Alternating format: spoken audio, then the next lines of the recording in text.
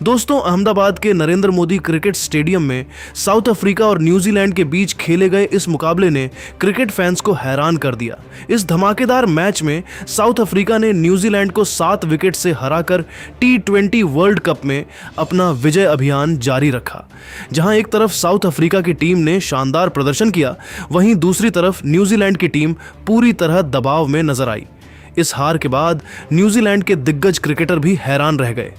Kane Williamson से लेकर Trent Boult, Brendon McCullum और रॉस टेलर जैसे दिग्गजों ने न्यूजीलैंड के इस कमजोर प्रदर्शन पर खुलकर अपनी नाराजगी जाहिर की है। इन सभी पूर्व खिलाड़ियों ने एक तरफ साउथ अफ्रीका की तारीफ की तो दूसरी तरफ अपनी ही टीम की जमकर आलोचना की। किसी ने टीम के चयन पर सवाल उठाए तो किसी ने खिलाड़ियों की मानसिकता और मैदान पर जज्बे की कमी को लेकर कड़ी बातें कही हैं। उनके बयान सुनकर फैंस भी हैरान रह गए हैं। दोस्तों, इन सभी चौंकाने वाले बयानों का पूरा सच हम आपको इसी वीडियो में बताने वाले हैं, इसलिए वीडियो को अंत तक जरूर देखिएगा। दोस्तों, आज अहमदाबाद के नरेंद्र मोदी क्रिकेट स्टेडियम में साउथ अफ्रीका और न्यूजीलैंड के बीच खेले गए इस मुकाबले में फैंस को जबरदस्त बल्लेबाजी देखने को मिली। साउथ अफ्रीका ने टॉस जीतकर पहले गेंदबाजी करने का फैसला किया और न्यूजीलैंड को पहले बल्लेबाजी के लिए आमंत्रित किया। इसके बाद क्रीज पर उतरे टिम साइफर्ट और फिन एलन।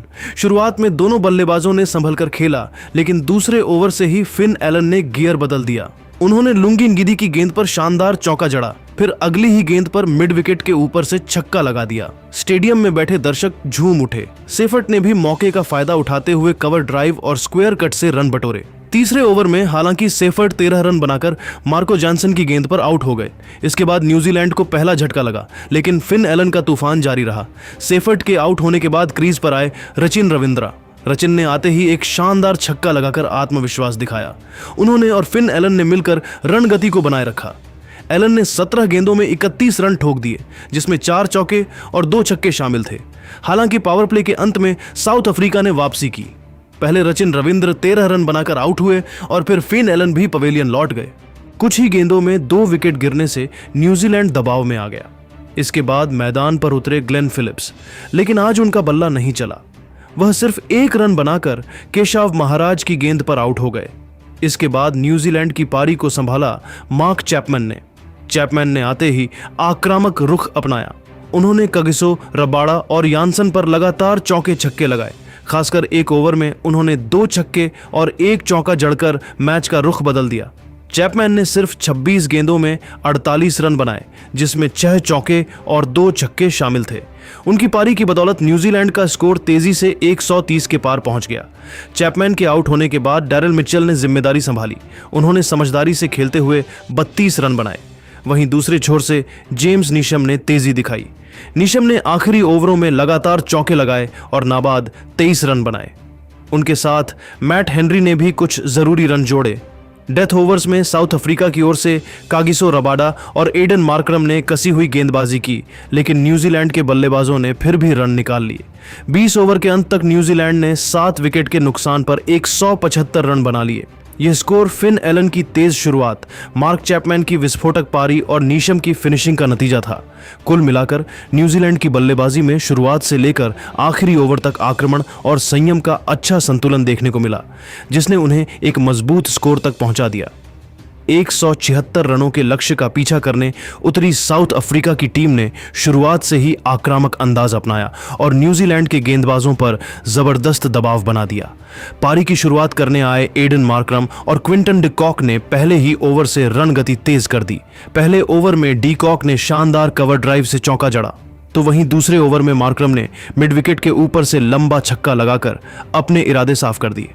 दोनों बल्लेबाजों ने पावर प्ले का भरपूर फायदा उठाया और न्यूजीलैंड के तेज गेंदबाजों को संभलने का मौका नहीं दिया।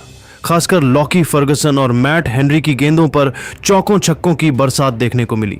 4 ओवर के अंदर ही साउथ अफ्रीका का स्कोर 60 के पार पहुंच चुका था।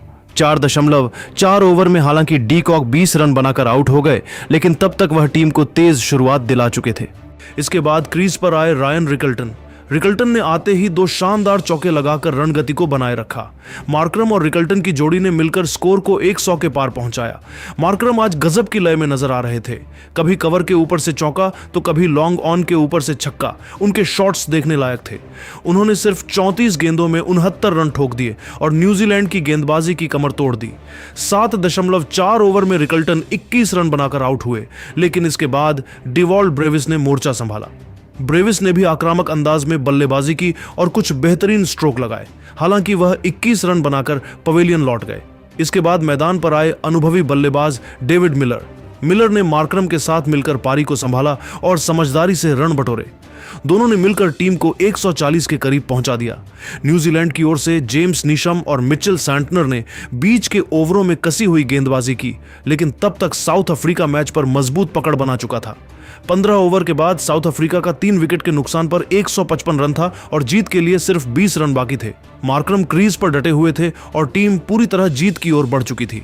इस शर्मनाक प्रदर्शन के बाद सिर्फ ऑस्ट्रेलियाई फैंस ही नहीं बल्कि न्यूजीलैंड के दिग्गज खिलाड़ी भी हैरान और नाराज नजर आए और गुस्सा जाहिर करते हुए बयान दिए। सबसे पहले पूर्व कप्तान केन विलियमसन ने टीम के प्रदर्शन पर तीखी प्रतिक्रिया दी। विलियमसन ने कहा कि यह हार सिर्फ एक खराब दिन की वजह से नहीं हुई, बल्कि यह टीम की मानसिक कमजोरी और लापरवाह रवैया को साफ तौर पर दिखाती है। उन्होंने कहा कि जब कोई टीम वर्ल्ड कप जैसे बड़े टूर्नामेंट में उतरती है तो उससे हर मैच में बेहतरीन प्रदर्शन की उम्मीद की जाती है। विलियमसन ने 2 टूक शब्दों में कहा, जिस तरह से साउथ अफ्रीका ने हमें हराया वो बेहद शर्मनाक है। अगर आप वर्ल्ड कप जीतने का सपना देखते हैं तो ऐसे मुकाबलों में आपको पूरी तरह हावी होना चाहिए, न कि दबाव में बिखर जाना चाहिए। आप पिछले 3 महीने से भारत में हो और यहां परिस्थिति से अब तक तालमेल ना बिठा पाना थोड़ा आश्चर्यजनक है। उनका मानना था कि न्यूजीलैंड ने मैच में थोड़ी ढील दिखाई, जिसका नतीजा उसे हार के रूप में भुगतना पड़ा। पूर्व ओपनर ब्रैंडन मैकुलम ने भी टीम के रवैया पर सवाल उठाए।